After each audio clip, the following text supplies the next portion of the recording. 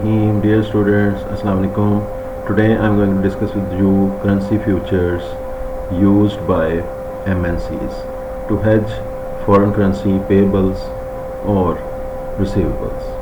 तो जैसे कि पिछले लेक्चर में आपके साथ मैंने शेयर किया कि करेंसी फ्यूचर्स जो हैं, करेंसी फ्यूचर कॉन्ट्रैक्ट्स स्पेकुलेटर्स भी यूज़ करते हैं। तो स्पेकुलेटर्स उसको कैसे यूज़ करते हैं ये हमने उसमें देखा था। इसको ज़रा मैं थोड़ा सा दोबारा से एक्सप्लेन कर दूँ। बिल्कुल इसको हम एक नए फॉर्मेट के साथ, प्रीवियसली मैंने आपको एक फ़्लो चार्टिंग डायग्राम के ज़रिए उसको जो है वो समझाया था। अब ज़रा इसको देखते हैं, ये भी बहुत अच्छा एक फॉर्मेट है, इसके अंदर इसको देख लेते हैं कि speculators often sell currency futures when they expect the underlying foreign currency to depreciate and vice versa. तो अगर डेप्रिसिएट हो रही हो तो सेल वाला ले लेते हैं, हो रही हो तो बाय वाला ले लेते हैं। तो यहाँ पे हम जो है वो डेप्रिसिएट वाला सिनेरियो ले रहे हैं। तो contract to sell 500,000 pesos at the rate $0.09 per peso, तो ऑन जून 17 ये लॉक करवा लिया रेट कि हम फ़रोख्त करेंगे 500,000 पेसोस को इस लॉक रेट पे 0.09 के हिसाब से 45,000 जो है वो डॉलर्स के इवज़। अब ज़ाहिर है कि जून 17 पहुंचा और ये सेल इन्होंने कहाँ से करने थे, इनके पास तो थे नहीं स्पेकुलेटर्स के पास, तो इन्होंने ओपन मार्केट से उसको बाय किया क्योंकि ये एक्सपेक्ट कर रहे थे कि रेट गिर जाएगा, ठीक है जी, वो कमज़ोर हो जाएगी, करेंसी मज़ीद कमज़ोर हो जाएगी। तो उन्होंने 0.08 के हिसाब से ओपन मार्केट से जो है स्पॉट रेट के हिसाब से, स्पॉट मार्केट के हिसाब से जो है उन्होंने $40,000 के ये पेसोस ख़रीदे और स्टेप 3 के अंदर आप देख सकते हैं कि उनको फ़रोख्त कर दिया $45,000 के इवज़ और $5,000 उसमें गेन हो गया। अब तकरीबन ये जो मैंने प्रीवियस लेक्चर में आपको एक्सप्लेन किया था और यहाँ पे इसको दोबारा रिपीट किया है, यही एग्जांपल अब हम MNCs पे लगाते हैं। 100% यही डेटा होगा, इसी तरीके से पेसोस और डॉलर्स की सिनेरियो होगा। अब हम इसको, पहले हमने इसको स्पेकुलेटर्स के हवाले से इस ट्रांजैक्शन को देखा है, अब हम इस ट्रांजैक्शन को MNCs के हवाले से देखेंगे। तो रिपीट करने का फ़ायदा ये है, मकसद ये है कि ये चीज़ आपके ज़रा जहन में रियलाइज़ हो जाए कि पिछले जो है वो रिव्यू हो जाए कि हमने इसको पहले स्पेकुलेटर्स के लिए इसको देखा है, अब हम MNCs के हवाले से इसको देखने जा रहे हैं। डाटा वही है। तो करेंसी फ्यूचर्स कॉन्ट्रैक्ट्स में be purchased by MNCs to hedge foreign currency payables और सेल टू हेज रिसीवेबल्स। तो अपने रिसीवेबल्स को हेज करने के लिए वो सेल करते हैं कॉन्ट्रैक्ट को, और दूसरी सिचुएशन में पेएबल्स को हेज करने के लिए परचेज। अच्छा जी, इसी तरीके से अब ज़ाहिर है कि एक जो एक्सपोर्टर है, ठीक है जी, US के अंदर मौजूद है, तो उसने कुछ चीज़ें एक्सपोर्ट की और उसको उम्मीद है कि उसको एक्सपेक्ट टू रिसीव 500,000 पेसोस। तो और इस 500,000 पेसोस का वो क्या करेंगे, ज़ाहिर है कि वो उसको बेचना चाहते हैं और बेचना चाहते हैं, और उस करेंसी के अप एंड डाउन होने की वजह से उनको कोई नुकसान होने का ख़तरा है, ठीक है जी। तो उस ख़तरे के पेश नज़र वो एक फ्यूचर कॉन्ट्रैक्ट कर लेते हैं जी। तो अब इसमें ख़तरा क्या है? इसमें ख़तरा ये है कि इस वक्त कंपनी ये सोच रही है कि उसको आज से 2 या 2.5 माह के बाद 500,000 पेसोस मिलने जा रहे हैं और इस वक्त सपोज रेट $0.09 है। तो वो कंपनी चाह रही है कि इस $0.09 वाले रेट से जो है वो हमें पैसे इससे कम ना मिलें, यानी कि $45,000 ही हमें मिल जाएं। और ख़तरा क्या है?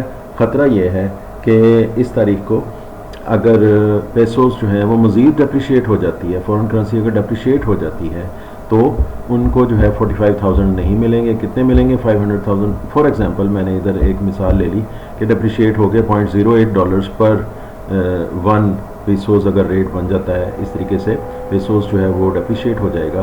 डेप्रिशिएट होने का मतलब ये है कि डॉलर स्ट्रॉन्ग हो जाएगा, यानी कि पहले $0.09 जो है वो 1 पेसो को ख़रीद लेते थे, अब जो है वो डॉलर स्ट्रॉन्ग होने की वजह से $0.08 जो है वो 1 पेसो को ख़रीदने लगेगा।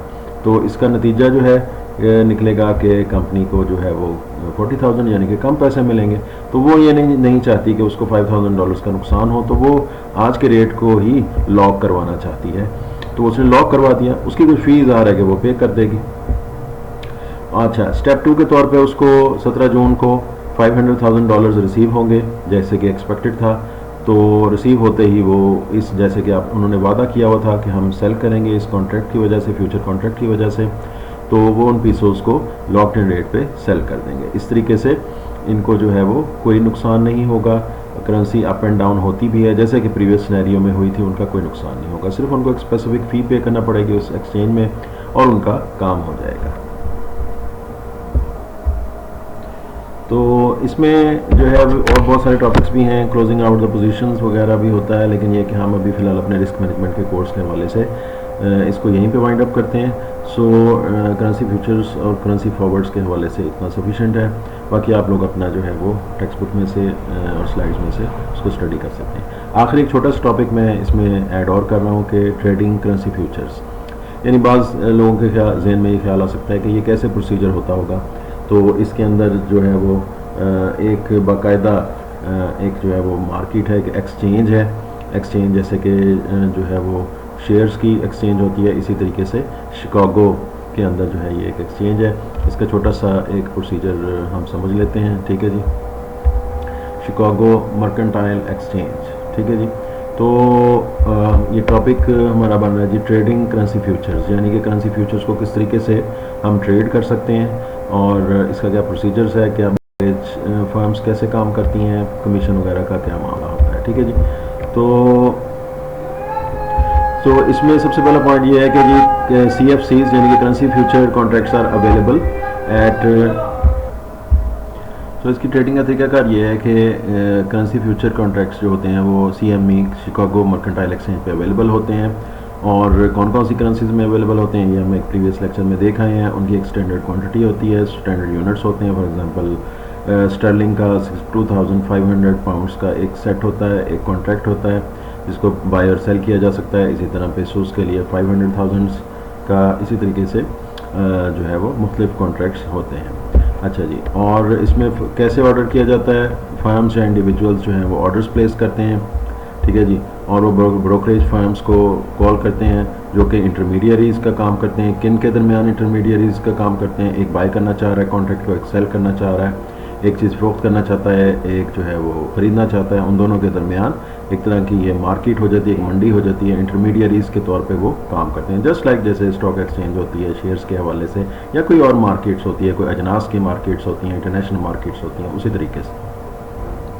तो ऑर्डर किया जाता है, ऑर्डर टू बाय और sell currency future contracts for a specific currency and a specific settlement date is communicated to brokerage firm कि हमें इस तारीख को फलां तारीख को बेचना है, फलां तारीख को ख़रीदना है वगैरह वगैरह। इसको एक फ्लो चार्ट के ज़रिए देख लेते हैं। फर्म्स और इंडिविजुअल्स जो है वो कॉल करते हैं, ऑर्डर प्लेस करते हैं ब्रोकरेज फर्म को। ब्रोकरेज फर्म जो है वो आपको डिटेल्स प्रोवाइड कर देती है, आप उनको डिटेल्स प्रोवाइड कर देते हैं कि हमने किस तारीख को बाय करना है, सेल करना है, अमाउंट क्या है, कौन सी करेंसी में हमें चाहिए। ऑर्डर जो है वो एक्सचेंज में को कम्युनिकेट कर दिया जाता है, जो CME को हो जाता है, ठीक है जी। और उसमें फिर ये है कि बाइंग सेलिंग का काम स्पेशलिस्ट जो है वो फ्लोर ब्रोकर करते हैं। अब नया सिस्टम जो है ये डिजिटली भी मुमकिन है। आइए हम इसको देखते हैं गूगल के ऊपर इस वक्त जो है वो हम मिसाल के तौर पे यूरो का जो है फ्यूचर किस तरीके से ट्रेड हो रहा है। यूरो के फ्यूचर पे आप देख सकते हैं कि इसमें एक सिमुलेटर भी अवेलेबल है। तो इस वक्त लास्ट जो रेट चल रहा है वो $1.16415 इज़ टू 1 यूरो, यानी $1.16415 का 1 यूरो का रेट चल रहा है, ठीक है जी।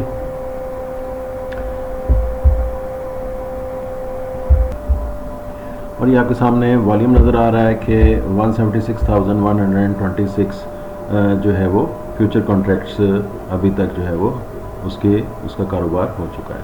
सो इसको आप जो है मज़ीद एक्सप्लोर करें, ऑनलाइन जो है ये डिजिटली इसके ऑर्डर्स भी प्लेस हो सकते हैं। तो ये सारा मामला जो है वो आप इसको मज़ीद इसको एलेबरेट कर सकते हैं।